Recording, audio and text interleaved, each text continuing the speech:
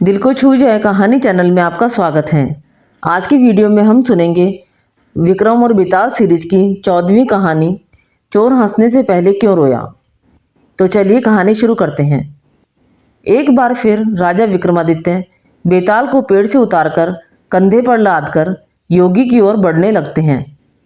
इस दौरान बेताल फिर से राजा को एक नई कहानी सुनाता है और शर्त वही होती है, अगर राजा ने मुंह खोला तो वो उड़ जाएगा और जवाब पता होते हुए भी नहीं दिया तो राजा की गर्दन को धड़ से अलग कर देगा। बेताल राजा को कहानी सुनाना शुरू करता है। बहुत साल पहले अयोध्या नगरी में वीरकेतु नाम का एक राजा राज करता था। उसी राज्य में एक साहूकार भी रहता था। धनी साहूकार का नाम था रत्नदत्त। उसकी एक सुंदर सी बेटी थी जिसका नाम था रत्नावती।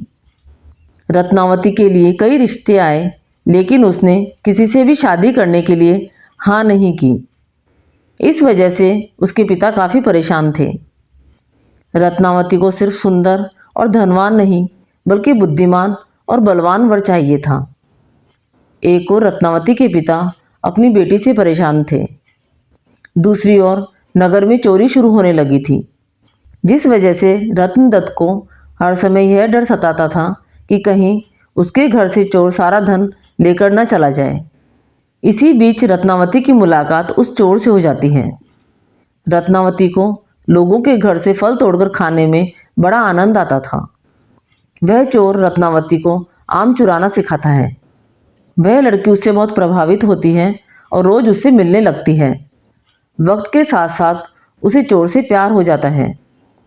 इधर चोर रोज रत्नावती से मिलने के बाद चोरी करने के लिए निकल जाता था।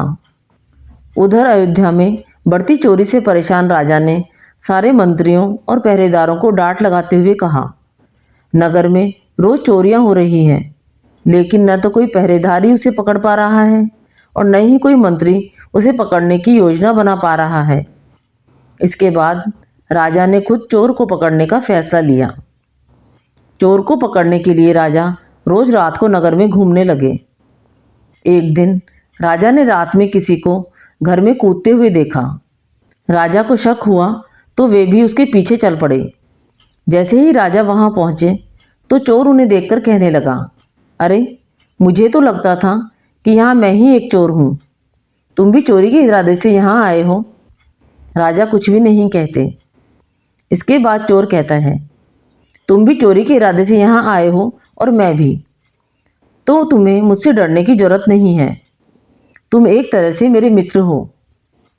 इसके बाद चोर राजा वीरकेतु को अपने घर चलने का निमंत्रण देता है। चोर का आग्रह सुनकर राजा उसके साथ चले जाते हैं। चोर उन्हें अपनी गुफा में ले जाता है, जहां उसने सारा चोरी किया हुआ धन छिपा रखा था। राजा वीरकेतु इतना सारा धन और गुफा में मौजूद सुख सुविधाओं को देखकर हैरान रह गए। कुछ देर बाद राजा ने चोर से पूछा, तुमने इतना सारा धन इकट्ठा कर रखा है, तुम्हें चोरी करते हुए डर नहीं लगता? चोर जोर से हंसकर कहता है, राजा की सेना में कोई भी साहसी नहीं है और न ही वो अपने काम को ईमानदारी से कर रहे हैं। अगर एक व्यक्ति भी अपना कार्य ईमानदारी से करता तो मुझे पकड़ना इतना मुश्किल भी नहीं था। एक चोर राजा की पूरी सेना पर भारी पड़ गया है, वहाँ कोई योद्धा ही नहीं है। यह सुनते ही राजा ने अपनी तलवार निकाली और चोर से युद्ध करके उसे अपना बंदी बना लिया। चोर हैरान रह गया। उसे कुछ देर बाद समझ आया कि इतनी देर से राजा भेष बदलकर उसके साथ थे। राजा वीरकेतु उसे अपने साथ राजमहल में ले जाते हैं और फांसी पर चढ़ाने की आज्ञा देते हैं। जैसे ही इस बात का ऐलान होता है कि चोर पकड़ा गया और उसे फांसी होने वाली है, तो रत्नावती परेशान हो जाती है। उसे पता चल गया था कि राज्य में जो चोर चोरी कर रहा था वही उसे आम चुराना सिखाता था। परेशान होकर रत्नावती अपने पिता रत्नदत्त से कहती है, पिताजी, जिस व्यक्ति को मैं मन ही मन अपना पति मान चुकी हूँ उसे राजा ने पकड़ लिया है और वो उसे फांसी पर लटकाने वाले हैं। आप कुछ कीजिए। रत्नदत्त को अपनी बेटी की बात समझ ही नहीं आती है। तब वह अपने पिता को चोर और अपनी मुलाकात के बारे में विस्तार से बताती है और कहती है कि वो उसके बिना नहीं रह सकती है। रत्नदत्त अपनी बेटी को समझाने की कोशिश करता है। जब बेटी नहीं मानती है तो वह मजबूर होकर राजा के पास चला जाता है। वह राजा को बताता है कि उसकी बेटी रत्नावती चोर से बहुत प्यार करती है। अगर उसे फांसी हो गई तो वो भी अपने प्राण त्याग देगी। वह व्यापारी अपनी बेटी की खातिर राजा को सोने के सिक्के और चोर द्वारा चुराया गया सारा धन देने का प्रस्ताव रखता है, लेकिन राजा उसकी एक नहीं सुनते। कुछ देर बाद ही राजमहल में रत्नावती पहुंच जाती है। वह भी राजा से आग्रह करती है, लेकिन राजा किसी की नहीं सुनते और जल्लाद से चोर को जल्दी फांसी लगाने के लिए कह देते हैं। जैसे ही चोर को फांसी होने वाली होती है, वह पहले रोता है और फिर जोर से हंसने लगता है। उस चोर को फांसी होते ही लड़की भी अपने प्राण त्यागने की कोशिश करती है। उसी वक्त आकाशवाणी होती है। भगवान रत्नावती से कहते हैं, हे पुत्री, तुम्हारा प्रेम बहुत पवित्र है। तुम्हारे इस प्यार को देखकर हम बहुत खुश हुए। तुम मांगो जो भी तुम्हें मांगना है। यह सुनकर रत्नावती कहती है, मेरे पिता का कोई बेटा नहीं। आप उन्हें आशीर्वाद दें कि उनके 100 पुत्र हो जाएं। एक बार फिर आकाशवाणी होती है, ऐसा ही होगा, लेकिन तुम कुछ और भी वरदान मांग सकती हो। फिर रत्नावती कहती है, मैं उस चोर से बेहद प्यार करती हूँ। अगर हो सके तो आप उन्हें जीवित कर दीजिए। रत्नावती के वरदान मांगते ही चोर फिर से जीवित हो जाता है। इधर यह सब देखकर राजा बहुत हैरान हो जाते हैं। उधर चोर जीवित होने के बाद एक बार फिर रोता है और फिर जोर जोर से हंसने लगता है। इसी दौरान राजा चोर को कहते हैं, अगर तुम सही रास्ते पर चलने का वचन देते हो तो मैं तुम्हें राज्य का सेनापति घोषित करने को तैयार हूँ। चोर खुशी खुशी हाँ कर देता है। इतनी कहानी सुनाते ही बेताल चुप हो जाता है।